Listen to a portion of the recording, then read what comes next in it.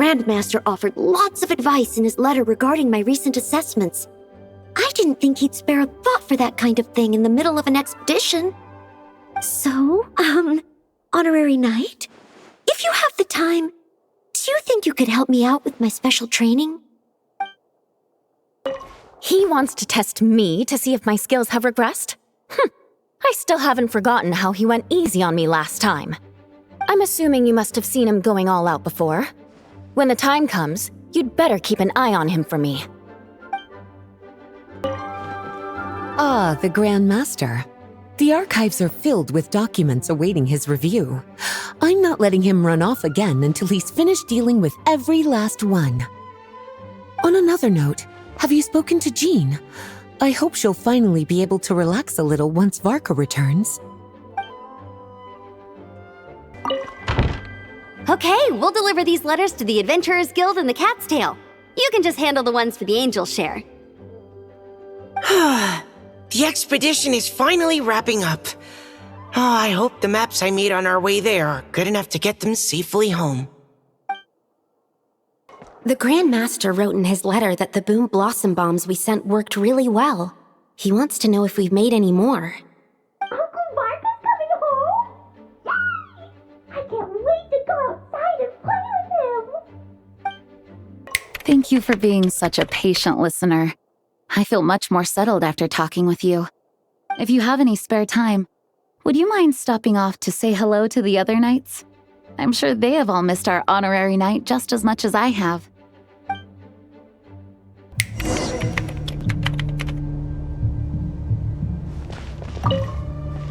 I can read Varka's letter.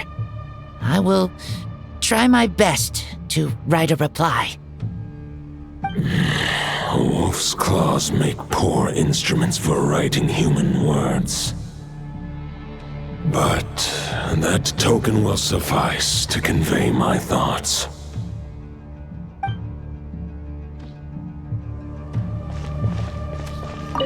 I sure didn't expect my experience fighting the wild-hunted Nodcry to come in handy back here in Mondstadt. Almost makes me wonder if this was the reason I was sent back. Also, how come that bard knows so much, and what was he doing at the Thousand Winds Temple? Well, whatever. I don't really care. As long as I get to do some fighting. I'm looking forward to trading blows with Lupus Majoris when he's fully recovered. I bet he'll wipe the floor with me.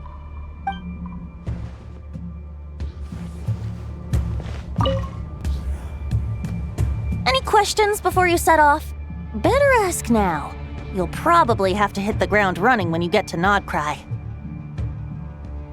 The soul of a wolf is as unyielding as ice, and Andreas is a master of molding and shaping it. His people once drew great strength and wisdom from the wolf spirit. But human hearts and flesh cannot contain the soul of a god.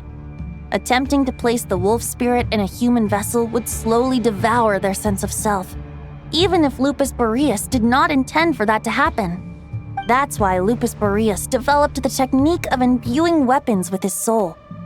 It is his way of blessing his human Lupical with the wolf spirit's protection. In fact, there is an ancient song that tells this tale. A weapon once of common iron, now through friendship turned divine. Twixt man and wolf a bond was made, a power born within the blade. As much as he might claim not to accept humans, his actions sing a different tune. Oh, but keep that little observation between us, will you? Any questions before you set off? Better ask now. You'll probably have to hit the ground running when you get to Nodcry. 500 years ago, Roland seemed destined to become the mightiest knight of Boreas ever to have lived. But he was too pure of heart. He believed firmly in his own ideals of chivalry, vowing to eliminate all injustice from the world. But the world had never been perfect and pure, nor would it ever be. Neither his mentor, the wolf pup Rostam, nor the Grand Master, known as the Lion of Light, could persuade him to temper his obsession. But what was the scent that reeks of blood that Lupus Majoris sensed? And what is its connection to Conria and the Abyss? Perhaps you will uncover the truth in Nodcry. Any questions before you set off? Better at the root of this turmoil lies with the remnant soul that Andreas, dominator of wolves and god of the north wind, left in Nodcry. He once left Nodcry and braved the blizzards to confront the god of storms and claim the right to rule. Yet even as the tower fell, he chose to abandon his claim. Instead, he returned to the north and slumbered for 1,000 years before finally journeying back, under the name of Boreas, with the first knight of Boreas to witness the new face of Mondstadt. When the wolf spirit could no longer maintain his physical form, Boreas chose to pour his power into the ley lines. With that, he became the North Wind of Mondstadt, as he is still known to this day. Any questions before you set off? Better ask. All right. Over to you, Dvalin. Hey, good to see you again. Oh, Boss Sneff asked me to pass on a message. She went to see Lauma and Columbina at the Frost Moon Scions. Apparently, there haven't been any changes to that space the Rahir of Solnari's in. That means the recent wild hunt attacks have nothing to do with Rere, right? Whew, that's a relief. Paimon doesn't fancy facing him again. They're keeping a close watch on it just in case. With so many moon experts on the case, we're in pretty safe hands, huh? Oh yeah, Lauma and Columbina asked me to pass on a message too. Focus on the enemy you are facing. The moon will protect you all. Huh, you know something? These Knights of Favonius are paying me a pretty nice sum to deliver a few simple messages. Oh, Varka's a generous guy. Short distance propulsion module on cooldown. 15 minutes until next departure. Switching to chat mode. Hello there, Paimon, traveler.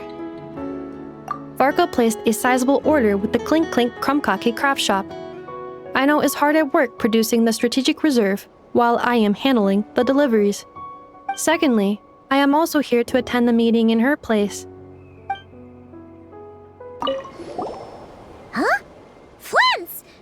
Paimon thought the Lightkeeper's rep would be Illuga or Nikita. You're quite right. However, Illuga and Nikita are both busy organizing the Ratniki's region-wide response to the recent attacks. And since I'm well acquainted with everyone else here, I was the one they recommended to attend the meeting. Sometimes you don't get a choice when there might be consequences down the line.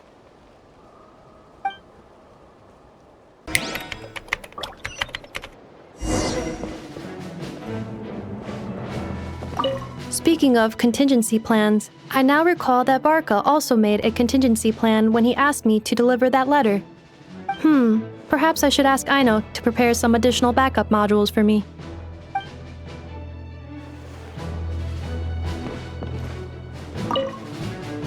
Remnant fragments of an ancient god. Thoughts stored inside a blade. Maybe I'm overthinking this, but I suspect there is more to Mr. Varka's plan than what he's revealed to us so far. Then again, the enemy can harness the Wild Hunt to spy on us wherever we go. As our commander, I'm sure he has his reasons for choosing not to tell us everything.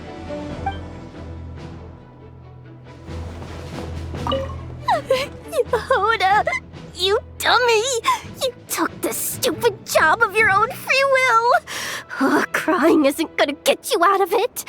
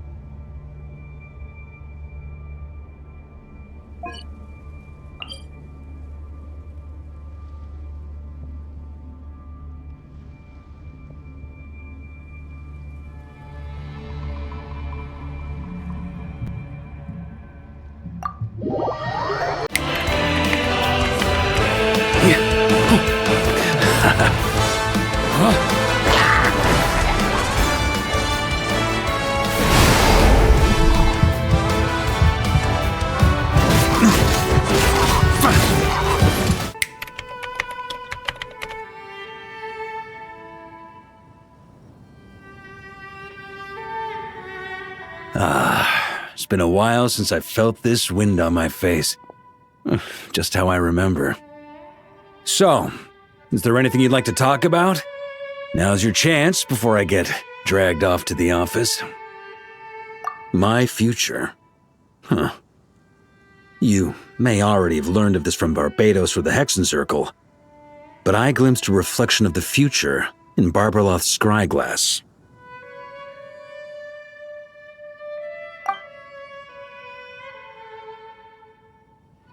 Correct.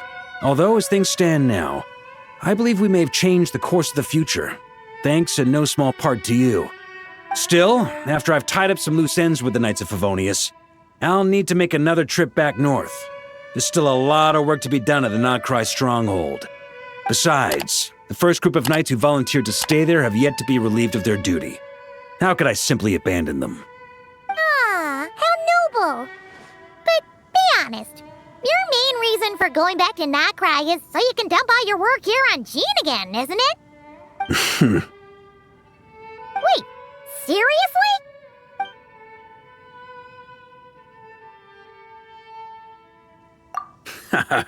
I'm only pulling your leg. You'll be seeing a lot more of me in Mondstadt from now on. It's been a while since I felt this wind on my face. Well, with the shadow of Roland vanquished, the Wild Hunt won't be able to consolidate their forces for the foreseeable future. A few knights will remain on rotation at the Nodcry stronghold, but everyone else will be sent home in waves. Albedo and Durin will come back with the first wave, so you should have the chance to see them again soon. It's been a while since I felt this wind. This sword was just a decoy. I carried his soul in my own heart. That was the plan I was most certain would work. The second half, though, using everyone's thoughts to guide me back out of the ley lines, I wasn't too sure that would work out. All jokes aside, what would you have done if the Traveler hadn't been able to separate the wolf spirit from Roland's influence? Initially, I was planning to have Barbados carry out that step. But when I approached him about it, he said there was a much more suitable candidate. The Outlander who caught the wind. Turns out our trust was not misplaced. Thank you. Then, I guess we'd have had to get Barbados to send a wind to blow me back home. But it would have come at a heavy price, and with no guarantee of success. Besides, I'd rather not have him expend that kind of power.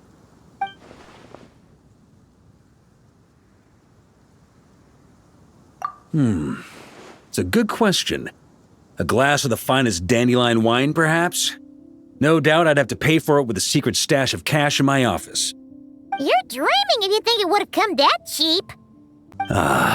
It's been a while since I felt this wind on my... All right, then. I'm gonna stay here and enjoy the breeze for a little longer. For all the wine in the world, there's no feeling as intoxicating as the wind from your hometown after a long time away.